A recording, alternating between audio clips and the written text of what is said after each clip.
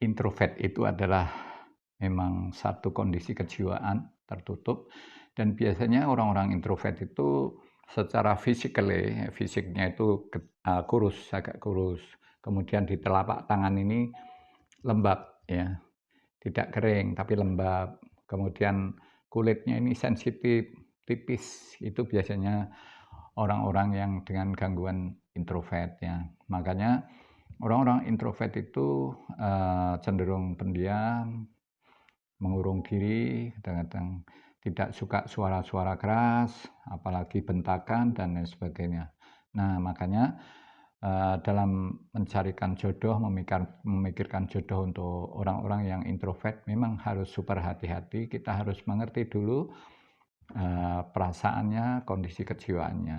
Karena apa? Ketika orang-orang introvert itu juga bisa diatasi, dicarikan jalan keluar, ya akan sembuh, ya akan bagus. Makanya kita harus bisa mengerti tentang kondisi anak-anak kita yang kena introvert.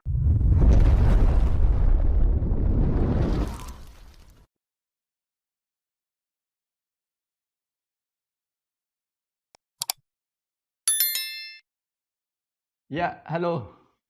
Assalamualaikum warahmatullahi wabarakatuh. Apa kabar kalian hari ini? Sehat semua? Bahagia hari ini? Ceria? Mudah-mudahan kalian semua sehat.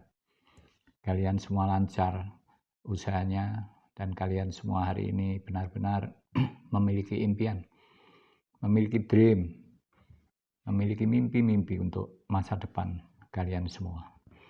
Hari ini Abi akan membicarakan sedikit tentang introvert. Nah, dalam kepribadian manusia ya, itu memang ada 9 kepribadian. Tapi dalam istilah psikologi ada istilah namanya introvert, extrovert. Jadi introvert itu orangnya sangat tertutup ya. Kemudian extrovert itu orangnya banyak bicara, mudah mengungkapkan. Kebalikannya yang introvert adalah selalu menyembunyikan diri. Nah, seperti apa kalau kita mengenali sosok introvert? Nah, introvert itu juga bisa pada sosok cowok, laki-laki, juga banyak pada sosok cewek atau perempuan. Nah, orang-orang dengan jenis kondisi psikologi seperti ini memang tidak mudah. Yaitu pertama, kesulitannya dalam hal membangun komunikasi. Orang-orang introvert cenderung menutup diri, tidak bisa membuka.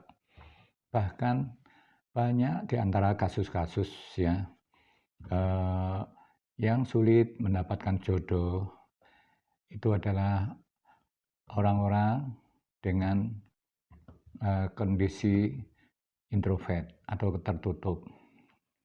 Kemudian yang kedua, selain mereka tidak bisa membuka komunikasi secara wajar dengan lawan jenisnya, mereka juga ada masalah kepribadian yang menghimpit, biasanya di kalangan keluarga. Mungkin dulu pernah mengalami sesuatu kejadian atau trauma sehingga membuat dia menjadi sangat menutup diri. Nah, di antara kita, bagaimana orang tua bersikap menghadapi orang-orang yang mulai tertutup, bahkan menutup diri.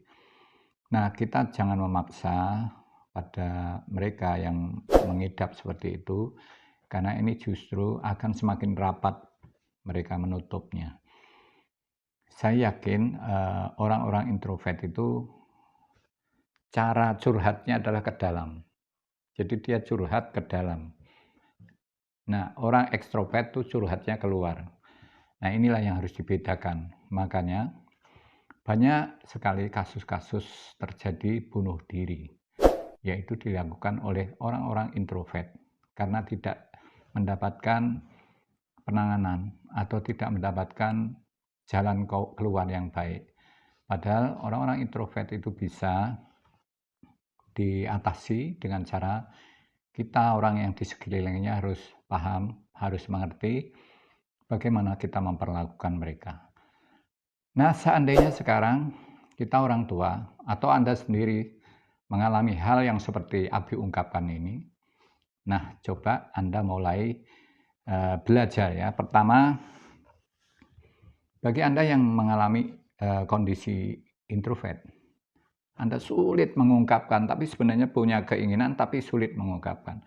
Anda coba menulis di kertas dengan tulisan kesulitan Anda apa, itu ditulis. Bahkan mungkin Anda punya masa lalu apa, ditulis semuanya. Kelebihan, kekurangan Anda ditulis. Saya orangnya minder, saya orangnya inferiority, dan sebagainya. Itu semua ditulis. Jadi apa yang ada di dalam pikiran Anda, kelemahan Anda, kekurangan Anda, itu semua ditulis.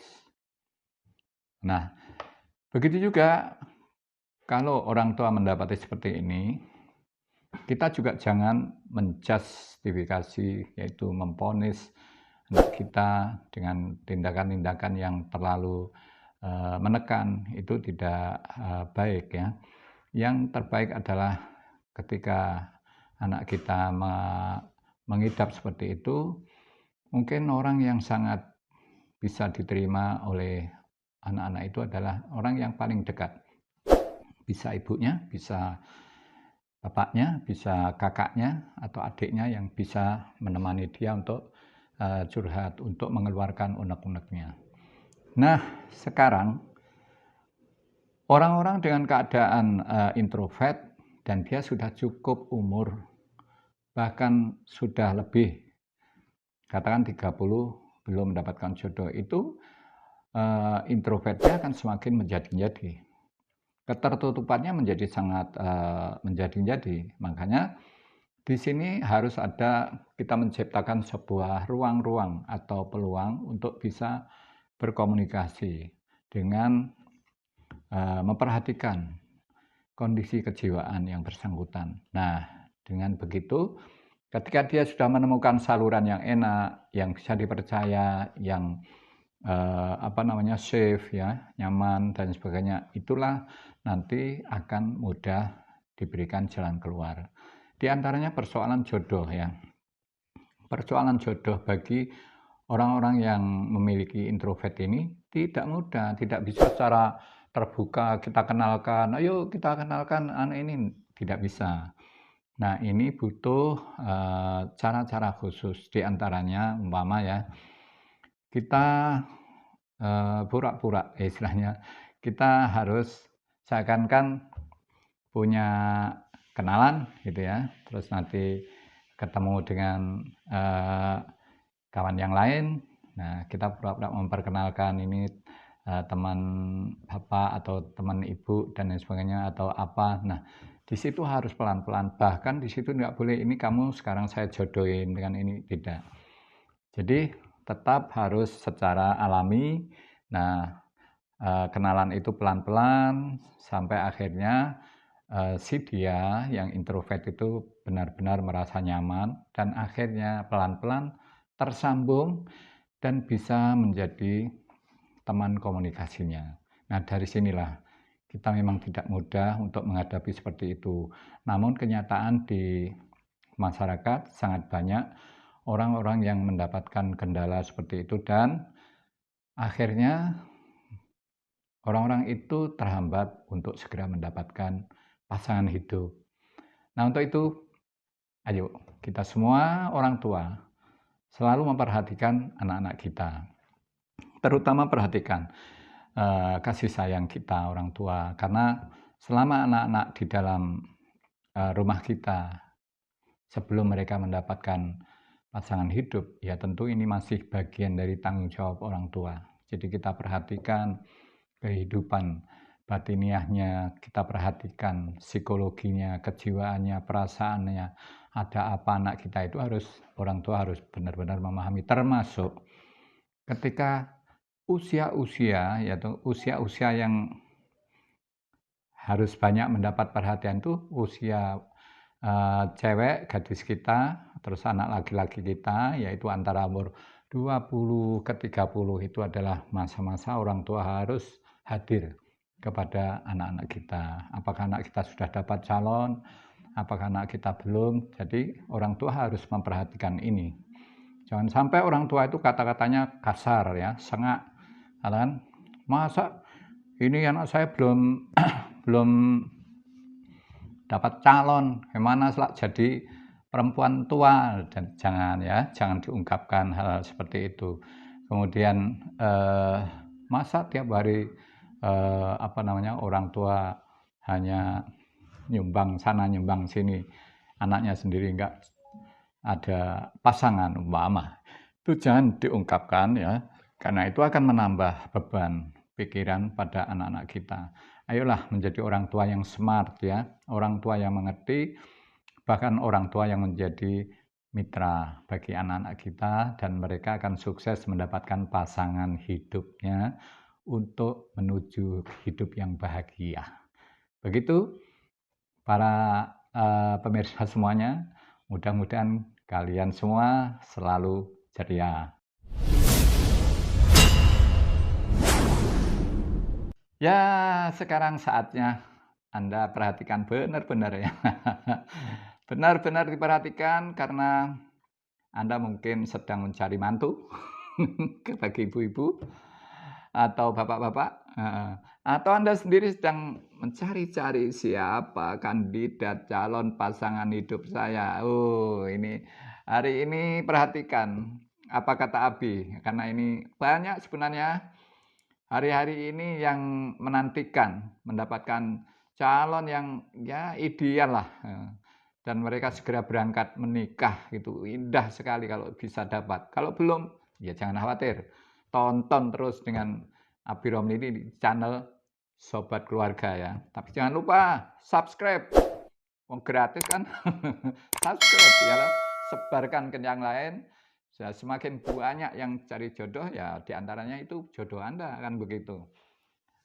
Ini sebentar saya perhatikan ya.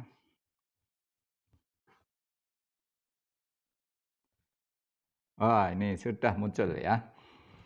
Ini ada gadis ya, gadis manis S2, sudah bekerja, bahkan menjadi manajer ya, S2, umurnya 32, S2.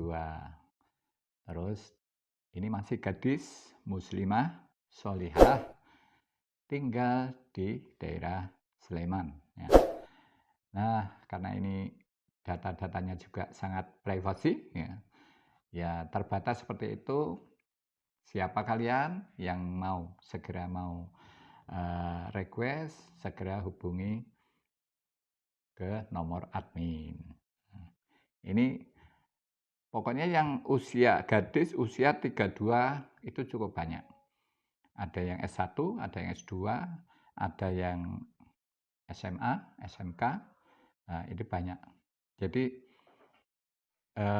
ini silahkan. Jadi kalau Anda sekarang kirim KTP, foto selfie, kirimkan, terus saya pengen dikenalkan yang sesuai dengan saya, gitu aja.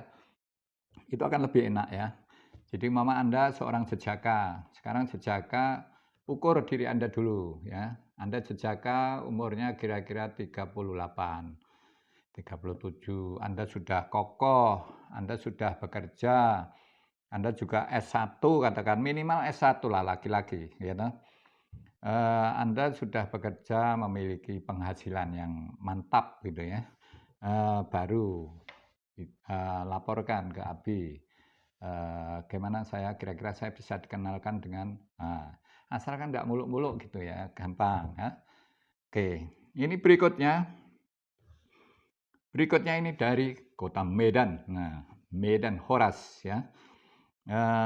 Ini Medan, ada janda cantik, suaminya meninggal, usianya baru 40 tahun ya, anak 2, yatim. Nah, bagi Anda yang sayang anak yatim, bonus dapat ibunya. Nah, itu dari Medan ya. Silakan orang Jogja, orang mana, orang Sumatera boleh ya. Segera nanti tanya Abi ya. Di Medan adakah? Bengkulu adakah? Umpama. Di Palembang adakah? Ya ada di sini semua ada ya. Silahkan bagi Anda. Jadi tadi janda umur 40 mengasuh 2 anak yatim, anaknya 2 ya. Kemudian saya ulangi lagi ini ya. Yang kemarin ini belum mendapat respon ya. Yaitu laki-laki jejaka usia 38, anak tunggal ya, ibunya sudah meninggal. Dan ini secara materi cukup mapan. Dan dia seorang pengusaha, anak tunggal, usianya 38, Jogja ya. Ini agamanya Kristiani. Nah, sangat diutamakan kalau ada cewek yang Kristiani, umur kira-kira kurang lebih 30 sampai 35 ya. Itu bisa diharapkan yang Kristiani segera bisa terhubung. Karena ini habis, kami kehabisan stok cewek Kristiani yang gadis usia 30 sampai 35 kehabisan stok. Udah habis ya, sold out. Nah, berikutnya ya namanya jualan ya. Jualan lapak, jualan hati orang gitu. Tapi nggak apa-apa, ini yang penting biar nyambung sana sini. Kemudian ada lagi seorang, ini janda, Bu Guru.